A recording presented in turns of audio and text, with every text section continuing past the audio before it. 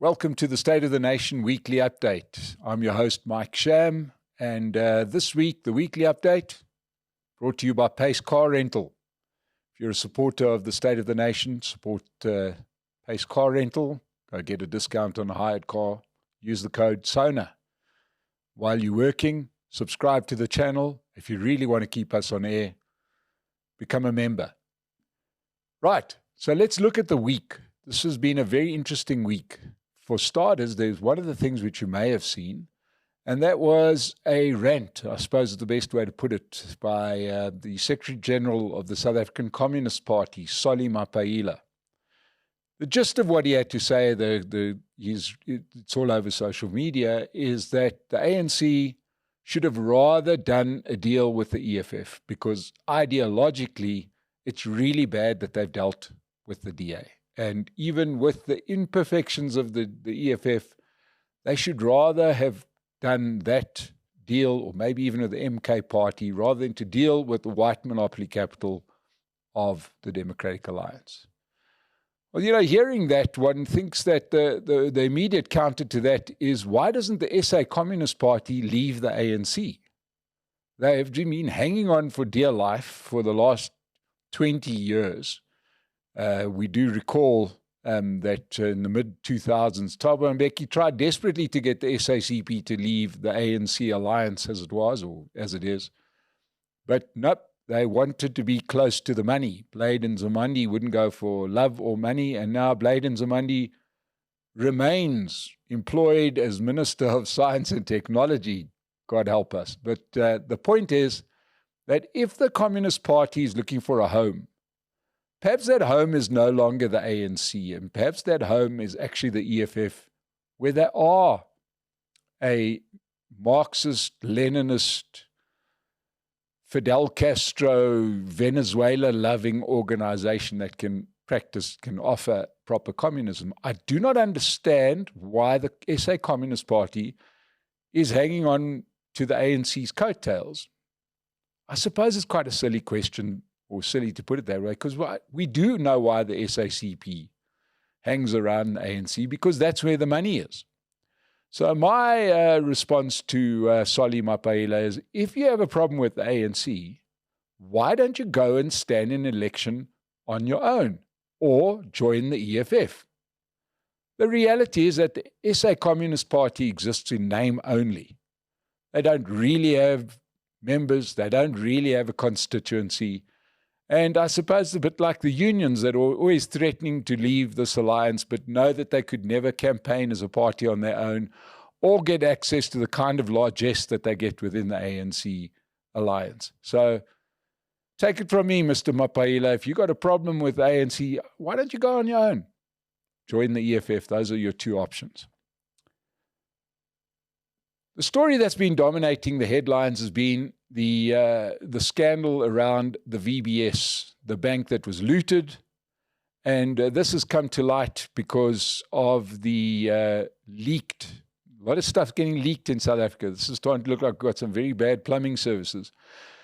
But the leaked affidavit from the ex-CEO Mototsi, who basically told everybody where the bodies were buried. He was the mastermind of the whole scam. He was the guy who managed to keep VBS alive, and he did some very ingenious, if not particularly legal things, in that he took what was a little regional mutual society born out of the homeland system in Venda. It was the Venda Building Society, a mutual fund, which is not really a bank, kept it alive by saying that they are the bank for the masses. They weren't really a bank, they were a building society, and that's a whole separate discussion what a building society was. But the thing is, it wasn't really a bank. And he realized that by paying a few people some money, some influential politicians some money, he could get some of those really poor municipalities to take their budget, leave it in his bank for safekeeping, because you're going to have to leave your money somewhere. The only problem was that Mr. Mototsi was quite good at spending their money. And instead of keeping it safely as he was meant to be doing, he was actually spending it. And in actual fact, not only did this guy have a fleet of luxury vehicles, he also had a helicopter. So, I mean, that is some industrial level stealing that he was doing. But what underpinned the scam was that he would bribe politicians to take money that they were meant to use to run various municipalities, especially in the Limpopo province, and then they would deposit it at his bank, and then he would spend it. And obviously, it's quite a good idea. It's quite a good grift, because what you do is you get the politicians to break the law, knowing that they are the people that are meant to be custodians of the law. So oddly enough, the politicians weren't going to go and say, I don't think this guy is acting fairly. This bank looks like they're doing some really dodgy shit. So what they did was they paid politicians. The politicians gave Matotsi a whole lot of money at VBS, and between him and his group, they stole a whole lot of money that belonged to municipalities, and also, sadly, to a lot of poor people that put what little bit of money they had in their local, supposed to be locally well-run bank, VBS. And that money is no longer, and there are a lot of poor people that have no money. Now, this doesn't create very good optics. What has emerged is we all know that he paid off, the Limpopo, most of those municipalities are run by ANC parties, especially this was in the mid-2010s, the heyday of the Jacob Zuma era. Most of the corrupt politicians were in the ANC.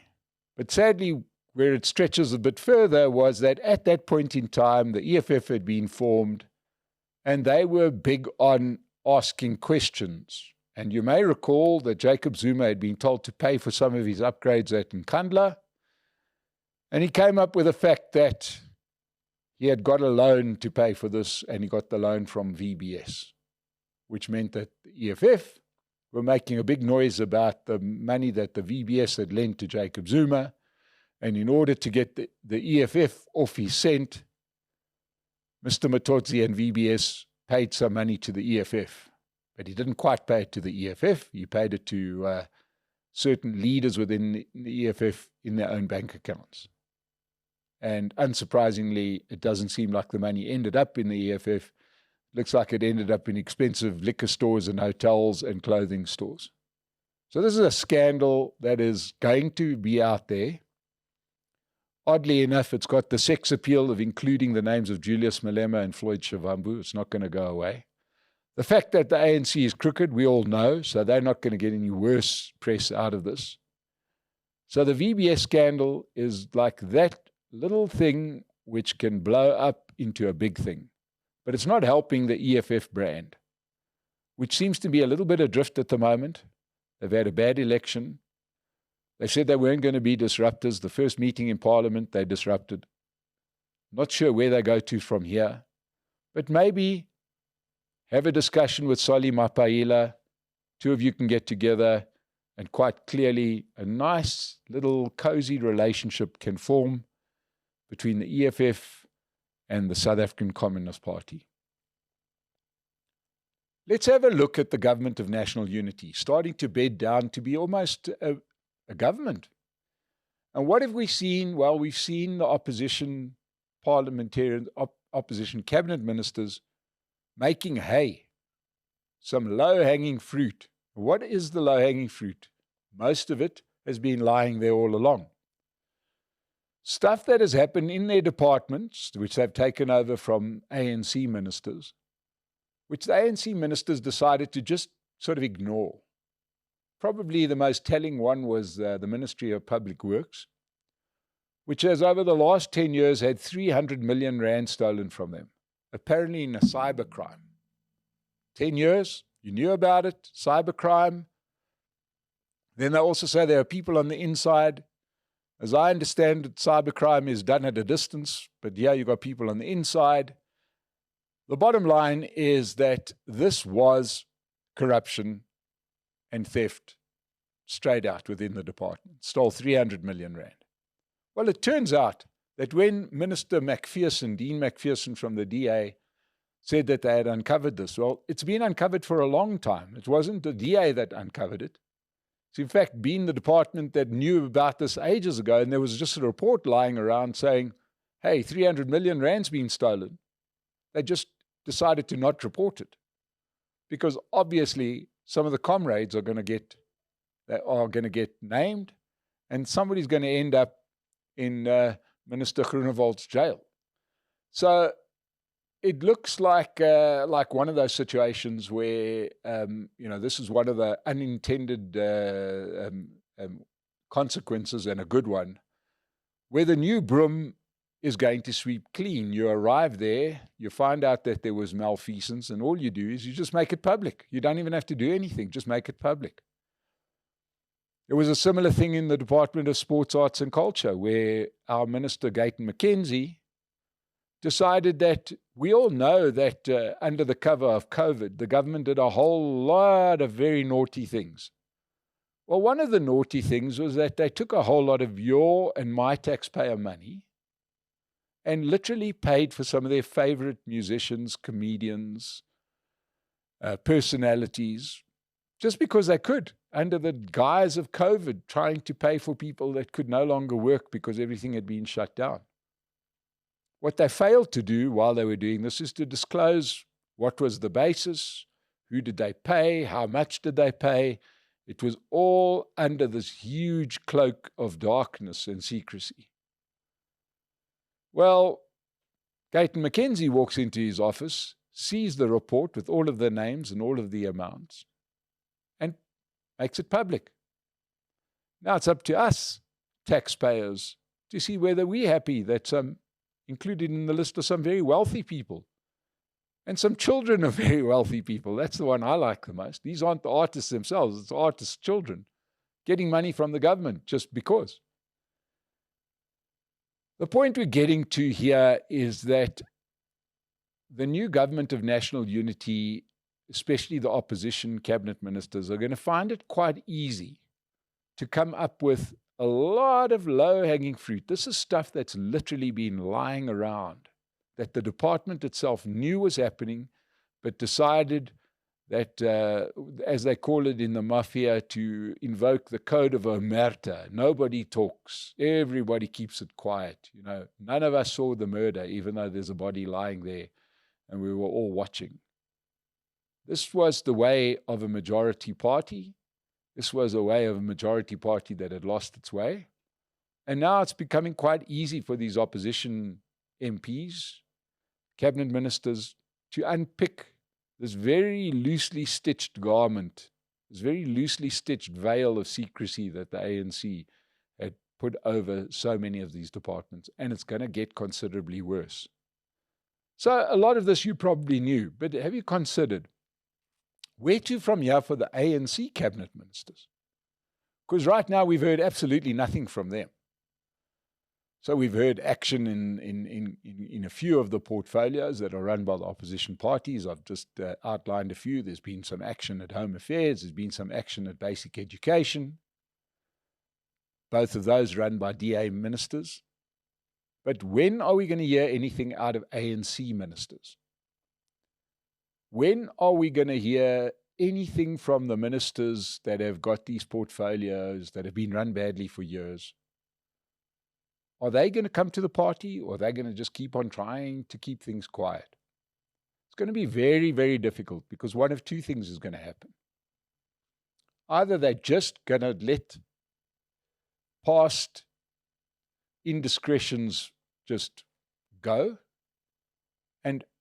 or they're going to start looking incredibly weak.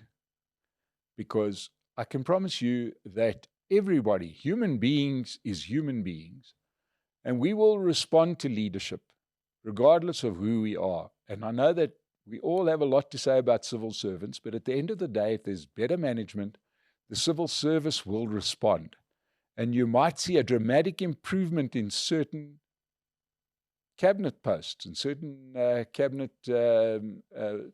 appointments. You might see Home Affairs really working. You could see a database emerging out of Public Works, which allows you and I as taxpayers to know which buildings the government owns. At the moment, there is no such thing.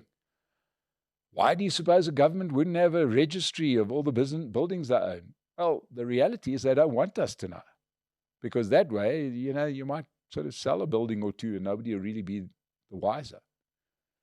But you could start seeing ANC cabinet ministers being shown up to being very derelict in their duty, and this could hurt a lot. The question is, what happens then? Well, by the time this reaches a little bit of maturity, 2 years would have elapsed and we would have been heading towards the 2026 local government elections. And what happens if, for example, the opposition cabinet ministers are doing really well and the ANC cabinet ministers are doing really poorly? It could be a bloodbath for the ANC at local government level. We know that they already are struggling in all of the metros. So imagine if suddenly there's a massive disparity in the performance between cabinet ministers on other parties versus the ANC. This could be a death blow for the ANC. It's going to be interesting to see. To me, they've got exactly two options. One is that they need to raise their game, or two, they need to start discussing life when they don't want this government of national unity anymore because it's making them look too bad and the voters know it. So stay tuned. There's going to be a lot of government of national unity information. Those cabinet ministers are not going to stop leaking the information to us. And I, for one, am really loving the fact that so much is being done. And these are positions that for years just dealt in secrecy. Now it's all out in the open. Thank you for joining us on the State of the Nation Weekly Update. Subscribe to the channel.